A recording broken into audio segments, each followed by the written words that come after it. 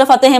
اب جو ٹمپریچر ہے, جو پولیٹیکل ٹمپریچر دیکھا جائے, سیاسی ٹمپریچر, وہ کافی گرم ہو چکا ہے. خواجہ آصف نے ایک ٹویٹ ایسا کیا اور ایسے انکشافات کیے, ایسے الزامات بیوروکریسی کے اوپر لگائی ہیں, تو اس کی وجہ سے یہ ایک معاملہ کافی اٹھ گیا ہے. although جو بیوروکریسی ہے ان کی جانب سے ابھی تک اس کے اوپر کوئی جو ہے وہ سٹیٹمنٹ باضابطہ طور پر سامنے تو نہیں آئی, لیکن خواجہ آصف نے ایکس پر بیان جاری کیا اور انہوں نے یہ الزام کہا جا رہا ہے کہ عائد کیا ہے کہ کئی معروف بیوروکریٹ جو ہیں ان کی پرتگال میں جو ہے وہ جائیدادیں جو ہیں اس کے خریدنے کے حوالے سے یہ انکشاف سامنے آیا ہے. ان کی دوری شریعت کے حوالے سے جو ہے وہ یہ سٹیٹمنٹ سامنے آئی ہے, یہ انکشاف ان کی جانب سے, خواجہ آصف کی جانب سے جو ڈیفنس منسٹر ہیں ان کا سامنے آیا ہے.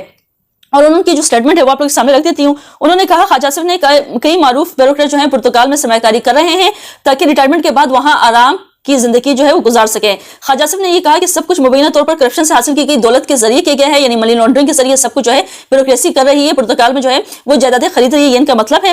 خواجہ آصف کا کہنا تھا کہ ایک بیوروکریٹ جو سابق وزیر پنجاب عثمان بزدار کے جو ہیں وہ قریبی جو سمجھے جاتے ہیں, انہوں نے اپنی بیٹی کی شادی میں صرف سلامی کی مت میں 4 ارب روپے جو ہیں وہ وصول کیے ہیں.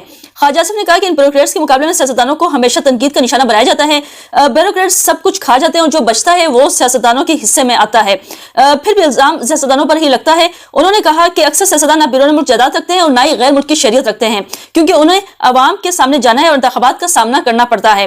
وفاقی وزیر نے کہا کہ بیوروکریسی کے طرز عمل کو جو ہے شرمناک انہوں نے قرار دیا ہے اور یہ بیوروکریسی ہمارے وطن کو کہا جا رہا ہے خواجہ آصف کی جانب سے کہ آلودہ کر رہی ہے.